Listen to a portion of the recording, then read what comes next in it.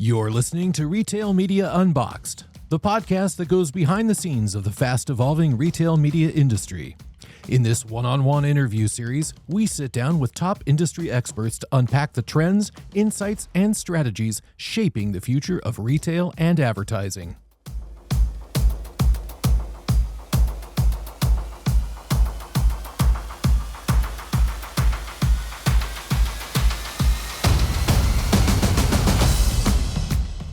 In this episode of Retail Media Unboxed, we sit down with Annie Symonds, Strategy Director at Initial CX, to explore the ever-evolving world of retail media.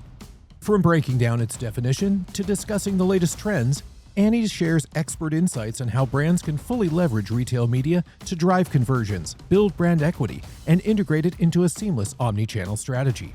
Annie dives into the do's and don'ts of retail media, the importance of breaking down internal silos, and why creative execution is just as crucial as data-driven targeting.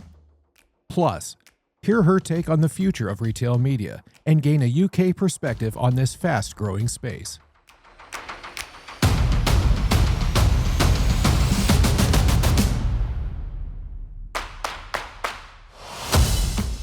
Annie, welcome to the show. I'm so pleased to have you on today. Thank you so much for having me. Yeah, I'm thrilled to be here to be invited to speak about retail media on this podcast. Tell us a little bit about Initial CX and your role there. Sure. So I'm Strategy Director at Initial CX. We are one of the last remaining independent creative agencies in London, UK, but an agency that I'm very proud to be a part of. We're a full service agency with capabilities in brand development, content creation, retail marketing, and technical solutions. But I would say that retail marketing is really the lifeblood of the agency. And I've had the pleasure of working with a diverse kind of variety of brands, whether that be, from FMCG, beauty and healthcare, and an automotive perspective, to conceive both below the line campaigns and executional plans, sort of delivering everything from immersive experiences, full end-to-end activation blueprints. And we're now working with our clients to deliver class-leading retail media techniques and strategies as well. The name of the show is Retail Media Unboxed, so we're going to dive into retail media. But before we really get into the thick of it, the term retail media is very fluid. It has many definitions depending upon who you talk to. And I think, moreover, depending upon where they're talking to you from is one of the things I've noticed. How do you define retail media? I'm curious. Yeah, so I think it's a really interesting question. I think because retail media has grown so quickly, it's become a highly talked about and influential part of the marketing landscape. However, with this kind of rapid expansion comes complexity. And I think many marketeers find it really difficult to sort of understand and navigate.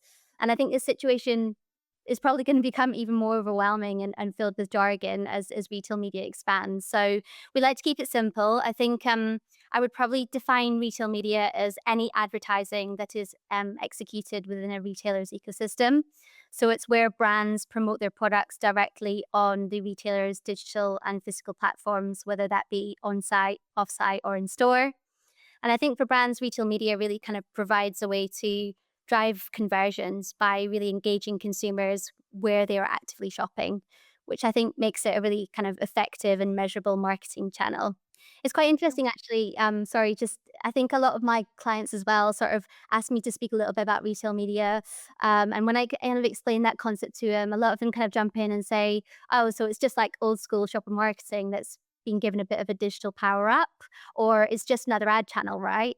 Which is sort of true when you treat retail media as kind of another medium in addition to other channels that are used to effectively target shoppers. But I think the risk warning is that when marketeers kind of treat it as just another ad channel, they kind of risk missing its full potential, as it were. So I think really to kind of maximize its effectiveness, we need to be integrating kind of retail media into a broader omnichannel strategy.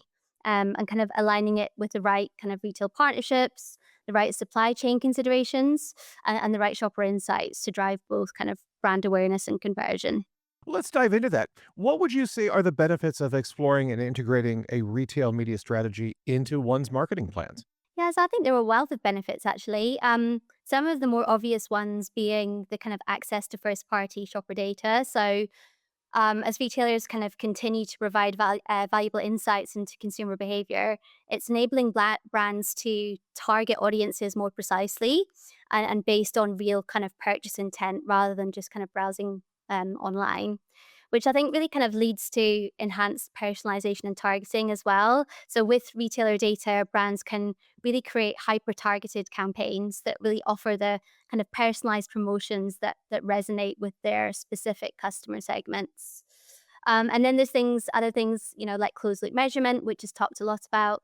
I think unlike many kind of traditional ad channels, retail media offers clear kind of attribution, linking ad spend directly to sales, which again helps marketeers kind of measure ROI much more effectively.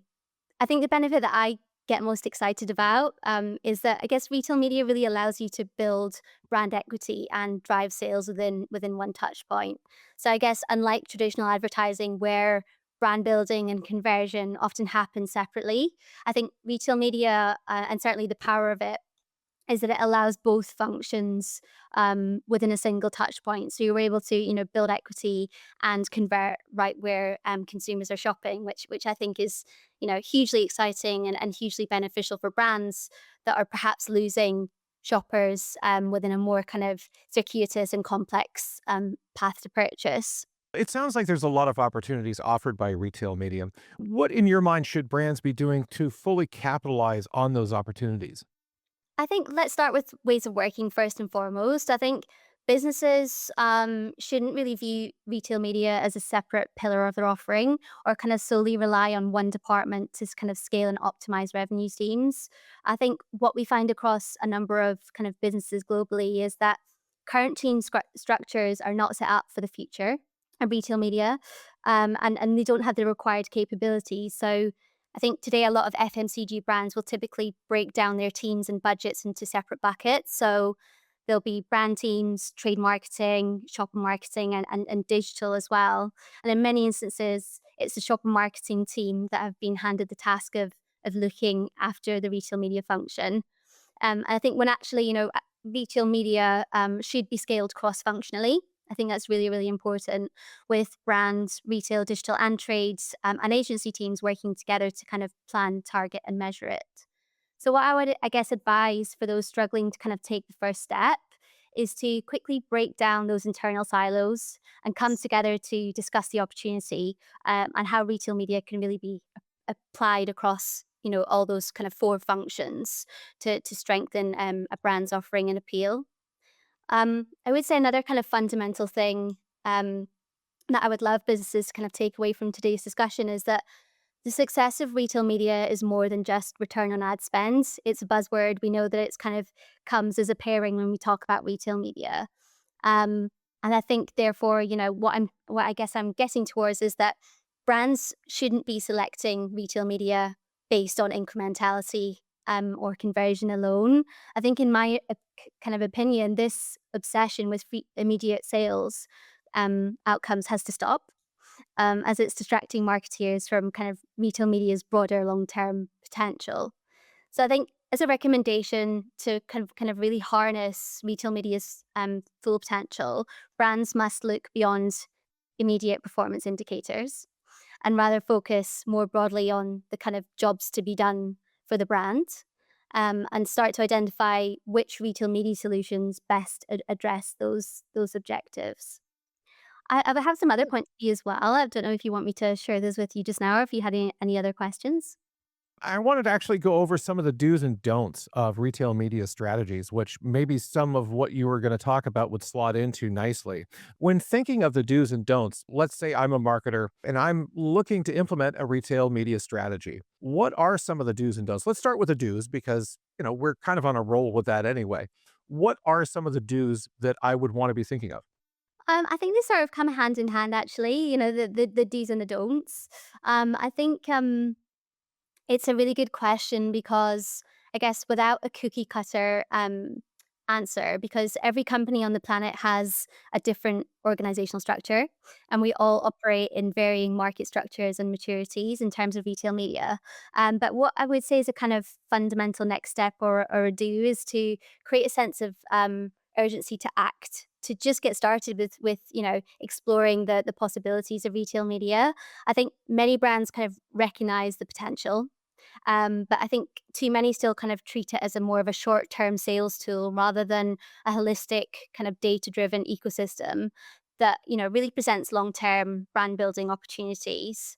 So I guess if you haven't already, I think now is the time to kind of really start to work with, your clients, your brands to highlight the effectiveness of this particular medium, and develop a bit more of a robust retail media strategy, because I think waiting too long could mean that actually, we see brands start to fall behind. And I think this situation, it could be, compared to what we saw over COVID, where, businesses that did fail to adapt to, um, the digital shift faced, irrelevance and extinction. And I think the same will happen in the next sort of 18 to 24 months for brands that don't fully embrace retail media. So I think, we need to coach our clients on the benefits of retail media. It sounds simple, but I don't think we're all having those conversations yet. And I think should be working with them to really kind of future proof their plans, to keep their brands relevant and competitive. And that's something we're doing quite a lot at Initial CX. We're working with a lot of our brands to really mold a bit of a longer term blueprint. This is done kind of, I guess, by understanding their overall marketing goals and ambitions. So what we tend to do with our clients is we, map out what they need to do with people and talent, their organizational structure and their processes. And then sit with them to discuss how they're going to collaborate cross functionally to make this happen across sales and marketing. And more importantly, I guess, what technology needs to be in place, whether that's owned or operated or through partners, to kind of execute that retail media plan more effectively. And then I guess from there, we typically then assess what retail media solutions within the retail environment are going to help that brand, effectively move consumers from browsing to buying, and then how they then translate that again into long-term loyalty. So I think, just educating our clients, working with them together to kind of restructure their teams and to ask the bigger questions around objectives is hugely important. I think the other thing that I would also kind of urge fellow marketeers to do is to step up their creative game. I think retail media provides an unmatched opportunity for, yeah, precision targeting and personalization. But I think poor creative execution is holding a lot of us back at the moment. I do tend to walk into my local Tesco here in the UK, and I've seen kind of lure ads in the beer aisle, or kind of promotional advertisements for crisps that are delivered on the gondola end of a vitamin aisle. And that promotion, I guess, was so information heavy that I actually, just stopped engaging with it pretty early on. So I would say, I guess, that using data for targeting purposes alone isn't enough. And actually, there are too many campaigns out there that focus on the mechanics. So kind of who sees the ads, the when and the where, but we're neglecting, messaging effectiveness and visual execution. So I've kind of, I guess, thought about three key do's in response to this kind of narrative around upping our game when it comes to creative. I think the first thing is, let's all elevate our creative storytelling and really ensure our ads connect emotionally rather just focusing on product attributes, which I do see a lot of the time. I think we need to design with context in mind. I think obviously a lot the digital media in store kind of presents us with, the opportunity to template and deliver really targeted messages to shoppers at specific day parts and moments. So I think, we need to start to think about how we flex our messaging and our campaigns in this way. And then lastly, I think that, this again, the digital opportunity just unlocks so much scope for kind of the delivery of dynamic content. And I think, by using AI and automation, brands can start to create really adaptive, data-driven creatives that adjust based on those shopper behaviors. So I would say those kind of the two key things that I would advise sort of marketeers to do in the near future. Well, let's look ahead a little bit. What are the key themes or trends that will continue to shape retail media in the next 12 months, would you say? Ooh, yeah, again, it's a very good question. I think, Firstly, transparency and standardization of measurement data will be really, really important for the kind of sustainability of retail media. And I think, therefore, retailers will already be working hard with AOB and ISBA, and I'm sure, to make sure that, they are supplying up-to-date measurement. But I think kind of beyond that, what I would say is, I guess also, AI applications will improve. I think as recommendation engines become more normalized, retail media will be kind of seamlessly layered on top of these AI powered experiences to remain effective. So I think we'll see, a lot more sponsored ads being integrated with organic recommendations. And I guess we'll also see an increase in AI powered ad placement as well. Um, Other predictions for me, I think, retail media will move off-site, and we'll see, the kind of extension of ads into social media, into connected TV, and a kind of external publisher networks, using first-party retailer data. And I know that, we talk a lot about brands and a lot of kind of businesses, I guess, using the lower funnel tactics. Only. And I think, there's a big opportunity now to start to think about how we deliver kind of end-to-end experiences. I would also say, I guess, that retail media will be treated less like a separate package or an add-on, if you will. I think a lot of retailers will start to create 360 propositions, connecting offsite with onsite and in-store, and using digital shelf displays, so things like smart carts or kind of QR-driven promotions to connect those kind of physical shopping environments with digital display. I guess the key kind of trend or shift that, I think is quite immediate is I think there'll be a real kind of consolidation of retailer offerings. I think there's something like 200 retail media networks globally, and therefore it's unlikely that obviously they'll all survive independently. So yes, we're still perhaps in a rapid expansion phase, but I think it's going to come around very quickly where we'll see a bit of a consolidation. I think it's actually, going to be inevitable as competition kind of intensifies and retailers kind of realize the need to scale efficiently and look towards better integration. And I think this kind of consolidation will also be hugely beneficial actually for brands and retailers. So it's not a bad thing. I think that, for us, certainly there are more unified buying options when advertisers will have access, I guess, to larger multi-retailer networks rather than managing kind of multiple disjointed platforms. So I think that's going to be really helpful, as well as kind of improved data and measurement standards. So I think with fewer kind of more powerful networks, brands can expect kind of more consistent reporting and cross-platform attribution. So there's going to be a lot of flux, a lot of shifting, I think. And, we're really going to expect to see a period where there will be a lot of retailers in the kind of near future that will be rationalizing or kind of amalgamating or streamlining their offering to make it more appealing to brands. It's been very fast moving so far. I mean, I don't remember anybody even mentioning retail media 6, 7 years ago, and now it's everywhere. So, Yeah. I can imagine we're only going to get more exciting from here. If one wanted to find out more about you and Initial CX, where do you think they should go? They can come to our website. I guess that's a good place to start. I guess you can also get in touch with me by email if you wanted to. So it's al@initials.co.uk. But yeah, I just wanted to say thank you so much for inviting me to speak today about a really important topic. And hopefully I've provided some light on the situation for you. Absolutely. For us, this is the first UK perspective we've had on it. So thanks so much for taking the time. Awesome. Thank you so much for your time.